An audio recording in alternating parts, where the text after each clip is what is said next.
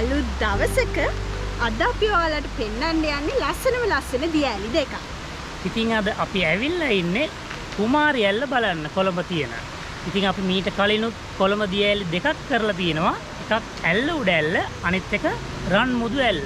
ඉතින් අපි ඒ දියැලි දෙක ඩිස්ක්‍රිප්ෂන් එකෙන් දාන්න. බලලා නැත්නම් දැම්ම ගිහින් බලන්න.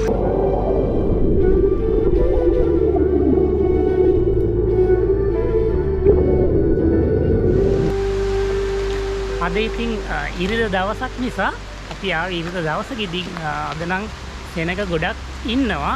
ඉතින් අපි පල්ලෙයටම ගිහලා බලමු.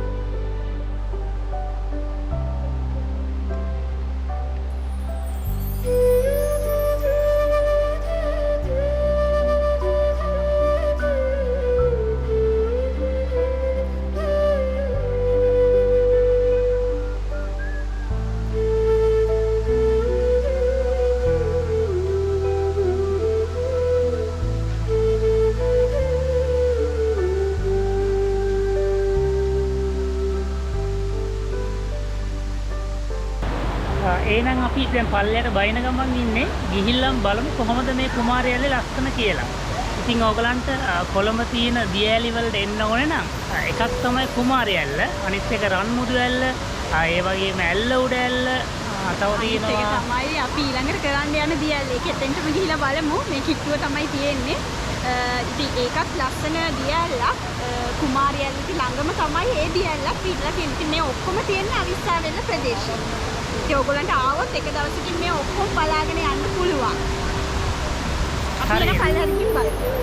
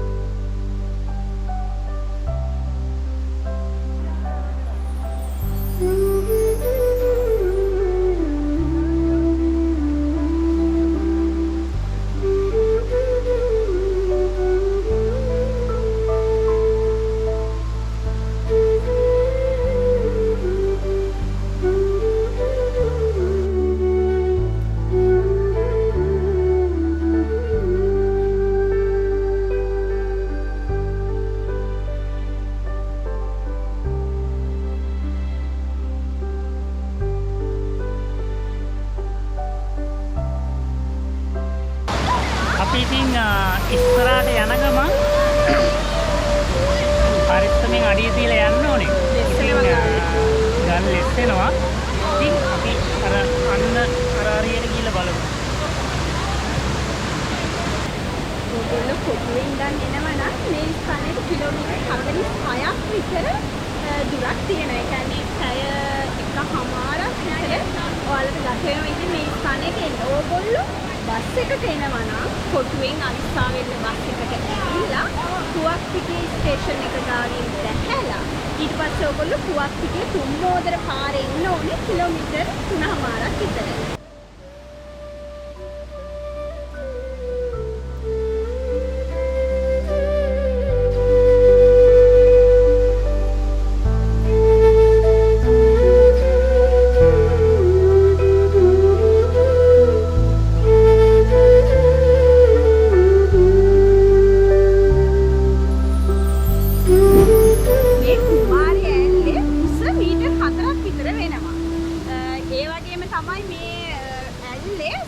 කොච්චර ලස්සන වුණත් සමහර ස්ථාන ගොඩක් ගැඹුරුයි. මේ ස්ථානයේ කීප දෙනෙක්ම මිය ගිහිල්ලා තියෙනවා නාන්න ඇවිල්ලා. ඒකින් ඉතින් ඕගොල්ලෝ පරිස්සම් වෙන්න ඕනේ මේ ස්ථානෙට තියනාන්න එනවා නම් ආරක්ෂිත ස්ථාන තියෙන ඒ ආරක්ෂිත ස්ථානයක එහෙමනම් ඕගොල්ලෝ තෝරගන්න ඕනේ නාන්න.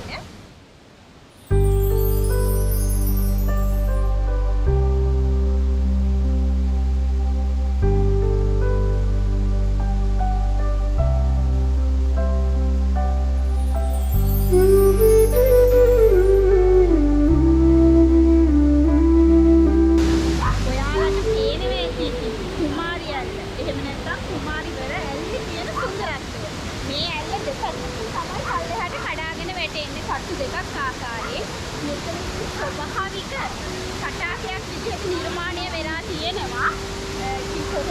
ඔයගොල්ලෝ පරිස්සමින් නාන්න. මේ ඇල්ලට කුමාරි ඇල්ල කියලා නම වැටලා තියෙන්නේ සීතාව කරා. සිංහ රජතුමාගේ දියණිය වෙන කුමාරි මේ ස්ථානයේ තියෙන ආන්න ඇවිල්ලා මිය ගිහිල්ලා තියෙනවා. අද ඒකකින්ද තමයි මේ ස්ථානයට කුමාරි ඇල්ල කියලා නම වැටුණා කියලා තමයි ජනප්‍රවාදවල තියෙන්නේ. මෙන්න මේ ස්ථානේ නම් ගොඩක් නාන්න එපා. මොකද මෙතන ගොඩක් ගැඹුරුයි. ඔයගලන්ට පේනවා මෙන්න මේ පිටිපස්ස පැත්ත වගේ අන්න එතන නම් නාන්න පුළුවන්. කිසි ප්‍රශ්නයක් නැහැ. වතුර ගොඩක් ගැඹුරු නැහැ. ඉතින් ඔයගලන්ට පුළුවන් වීකෙන්ඩ් එකකට ඔයගලන්ගේ ෆැමිලි එකත් එක්ක ඇවිල්ලා මෙතන නාලා කරලා සතුටු වෙලා යන්න. එහෙනම් අපි තව ඇල්ලක් තියෙනවා. කොළඹ තියෙන තවත් ඇල්ලක්. අපි එතනට ගිහිල්ලා බලමු. මොකක්ද ඒ ඇල්ල කියලා.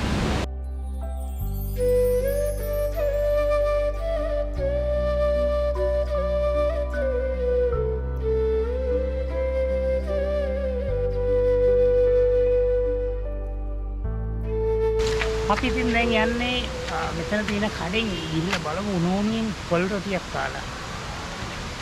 මෙතන මේ ඔයගොල්ලෝ වඳුරු නම් ඉන්නවා.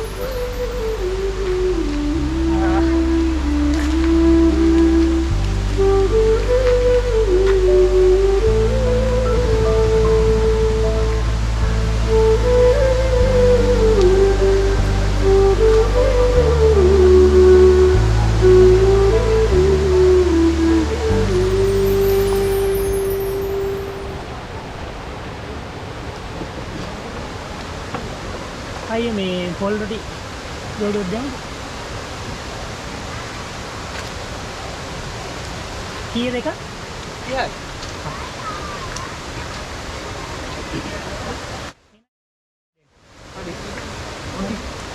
ජෝඩු දෙයක් දෙන්න.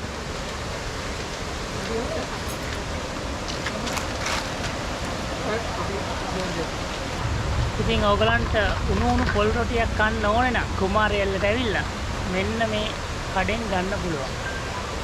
හැබැයි ඉතින් සෙන්සුරාදායි ඉරිදට විතරයි මෙන්න මේ කඩේ ඕපන් වෙලා තියෙන්නේ.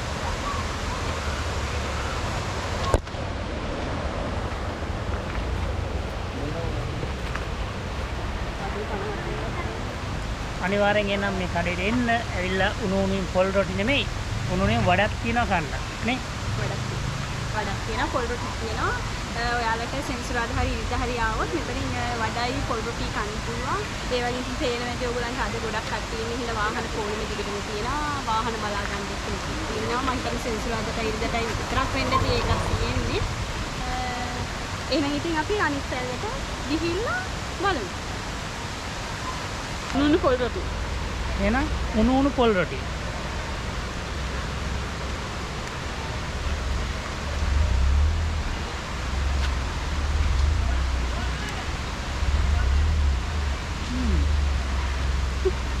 පොල් රොටි නම් නියමයි.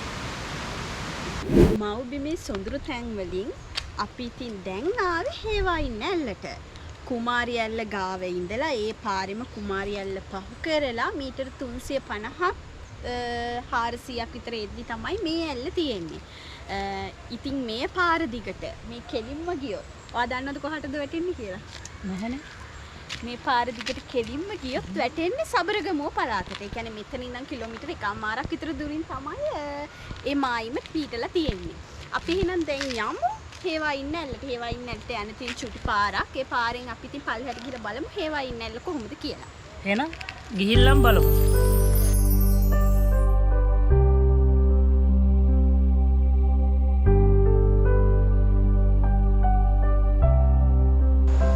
ඉතින් මේ තමයි කොළඹ තියෙන තවත් ඇල්ලක්. හේවායින් ඇල්ල. අපි දැනට කොළඹ දිස්ත්‍රික්කයේ ඇලි 3ක් කරලා තියෙනවා. දැන් මේ කරන ඇල්ලත් එක්ක ඇලි 4යි. ඔයගොල්ලන්ට මතක ඇති රන්මුතු ඇල්ල, ඇල්ල උඩ ඇල්ල, ඒ වගේම කුමාරි ඇල්ල, මේ හේවායින් ඇල්ල. ඉතින් කුමාරි ඇල්ල ගොඩක් ප්‍රසිද්ධ වුණාට හේවායින් ඇල්ල එච්චර ප්‍රසිද්ධ නැහැ. ගොඩක් කට්ටිය හේවායින් ඇල්ල දන්නේ නැහැ. කුමාරි ඇල්ල නම් ඉතින් කොයිකත් අතර ජනප්‍රියයි. කියන්නේ ගොඩක් කට්ටිය එන්නේ කුමාරි ඇල්ලට. අපි බලමු හේවායින් ඇල්ලට ගිහිල්ලා.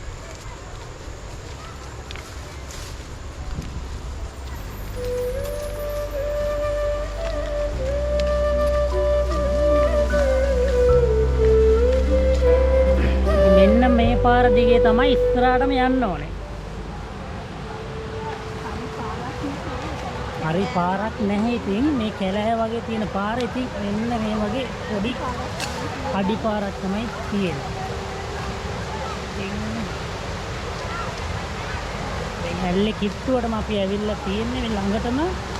ලොකු දුරක් නම් ඉතින් එන්නේ නැහැ.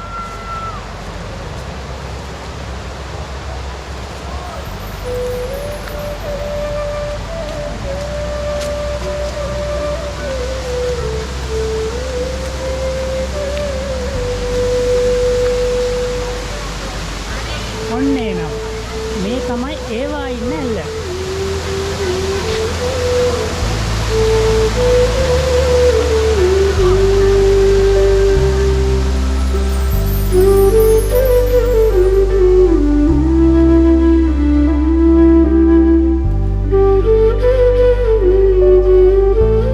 දැන් අපි දාන ගමන් ඉන්නේ මේ ඇල්ල නම් ඒ කියන්නේ කුමාරි ඇල්ල වගේ එච්චර ජඹුර නැහැ. පොඩි ළමයින්ට උනත් හරි නාන්න පුළුවන්. හැබැයි ඒක ප්‍රශ්න තියෙන්නේ ගල් තියෙනවා ගොඩක් ලෙස්සන්න බලනවා. ඒකෙන් ඉතින් පරිස්සමින් නාන්න ඕනේ. ඒ වගේම තමයි මේ හේවා ඉන්න ඇල්ල ගොඩක් පළලයි. ඒ වගේ මේ ඇල්ලේ උස්ස මීටර් 3ක් විතර වෙනවා.